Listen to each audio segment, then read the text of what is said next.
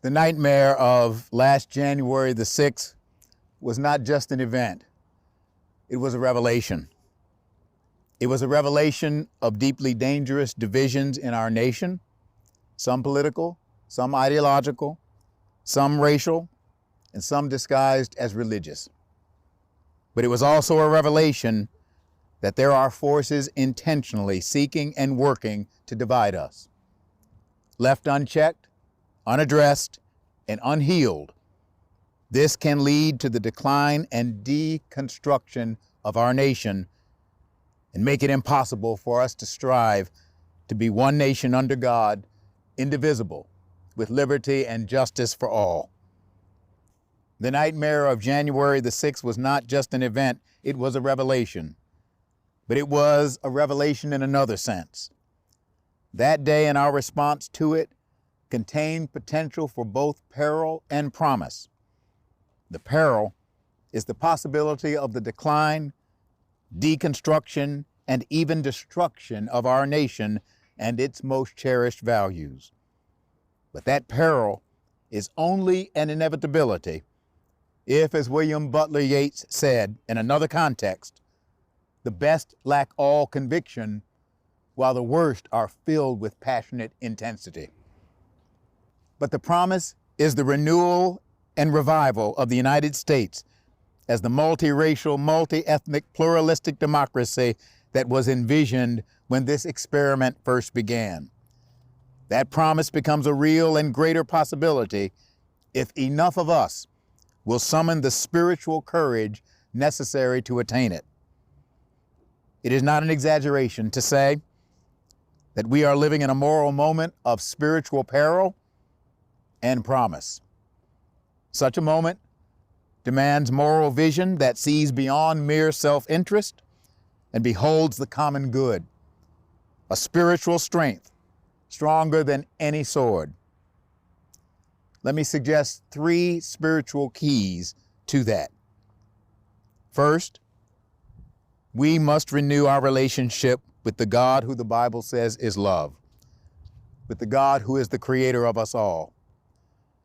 We must each find our path to connect with God in ways that are loving, liberating, and life-giving. I do so as one who strives to follow Jesus Christ and his way of love. We must each find the path that is authentic to us. Dr. Martin Luther King, for example, prepared a set of moral and spiritual principles in the 1950s, which he invited those committed to the nonviolent way of social change to study and live by. They included such principles as these. Remember, the nonviolent movement seeks justice and reconciliation, not victory. Walk and talk in the manner of love, for God is love. Pray daily to be used by God that men and women might all be free. Sacrifice personal wishes that all might truly be free. Observe with friend and foe alike the ordinary rules of human courtesy. Refrain from violence of fist, tongue, or heart. I dare say that we could use those basic principles today. But the first one said this, and I quote, "Before you march, meditate on the life and teachings of Jesus." The wisdom behind this is that to truly be an instrument of unselfish, sacrificial love, to truly seek justice and not mere revenge, to truly labor for the realization of God's beloved community for all of us, and not just some of us, here on earth, as it is in heaven, to truly be an instrument of love, we need the very energies of love from the source of all love to help us become such instruments and vessels of love. To truly love, to truly do justice, to truly love mercy, we must, as the prophet Micah taught us, walk humbly with our God. To truly love, we need that connection to the very energy of love itself. However you do it, whatever your path, find your way to a loving, liberating, and life-giving relationship with God. Second, we must revive our relationship with each other as children of the God who made us all, and therefore as brothers, sisters, siblings, as the human family of God. The late Archbishop Desmond Tutu once said, "If you want peace, don't talk to your friends, talk to your enemies." How we treat and relate to each other is not an inevitability. It is a decision. In the last century, Martin Buber taught us that we can either relate to each other and the world around us in a relationship that could be described as I-it or I-thou. If other people, and indeed the created world itself, are seen and treated as it, then they are dealt with as things, as objects to be used and even abused. They exist for our whims. But if the other person and the created world itself are seen and treated as thou, as holy, as sacred, then they are to be loved, honored, respected, cherished, and cared for. How different would our politics be? How different would our relationships with each other be? How different would our nation be if we would work at getting to know and cultivate relationships with each other as brothers, sisters, our siblings? Third, we must resurrect our commitment to the ideals and values that we share. We do have some generally accepted ideals and values. Flawed as he was, Thomas Jefferson gave voice to one of those ideals when he wrote in the Declaration of Independence, "We hold these truths to be self-evident, that all men are created equal, that they are endowed by their Creator with certain unalienable rights, that among these are life, liberty, and the pursuit of happiness." Abraham Lincoln gave voice to these values when in the Gettysburg Address he said 77 years ago, "Our fathers brought forth on this continent a new nation, conceived in liberty and dedicated to the proposition that all men are created equal." Every one of us was taught these words of a lofty ideal as children in school.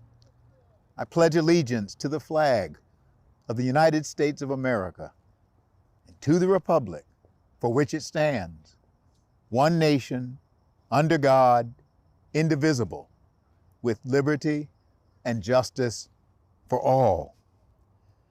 We may and will disagree on many things. We may and will strive and fail and wound one another and beg forgiveness along the way. But we do have some ideals and values that we share. One of those ideals, I believe, is our experiment in democracy itself, our representative form of government, based on the promise of liberty and justice for all, which itself is based on the hope that we may be one nation, even with our many differences. To be sure, no form of human government attains perfection. Only God is perfect. The preamble to the Constitution wisely reminds us that each generation must continue the work of forming a more perfect union. No, our democracy is not perfect, but it offers the best hope yet devised for government that fosters human freedom, equal justice under law, the dignity and equality of every human being made, as the Bible says, in the image of God. Reinhold Niebuhr said it well, "Man's capacity for justice makes democracy possible, but man's inclination to injustice makes democracy necessary." Democracy itself is a shared ideal and value that we must uphold and labor to defend. A near sacred cornerstone of this ideal of democracy is the vote. The individual's right to vote and our respect for the collective will of the people expressed in their votes are foundations to the temple that is democracy. The vote and the collective will of the people must be upheld as sacred and inviolate. It must be respected and protected, that government of the people by the people and for the people, shall not perish from the earth. Let us be people of this conviction and choose the promise that is before us. We don't think of it this way very often, but unselfish sacrificial love for each other may well be the supreme value on which democracy itself depends. On the Great Seal of the United States, above the bald eagle, are banners on which the Latin words e pluribus unum are written. Those words mean, from many, one. One nation, from many diverse and differing peoples. But do you know where those words come from? They come from the writings of Cicero, who lived during the time of the Roman Republic. Cicero said, and I quote, "When each person loves the other as much as himself, it makes one out of many." In other words, when each person loves the other as much as he loves himself, it makes one out of many possible. That's what Cicero wrote about democracy. Moses and Jesus identified love as the supreme law of God for life itself. This is indeed a moment of both peril and promise. But if love is indeed the supreme law of God for life, as I believe it is, then God's way of unselfish, sacrificial love for each other could well be the key to life for a nation and the world itself. That way of love could well be the key to our truly becoming one nation under God, indivisible, with liberty and justice for all. And therein is the promise.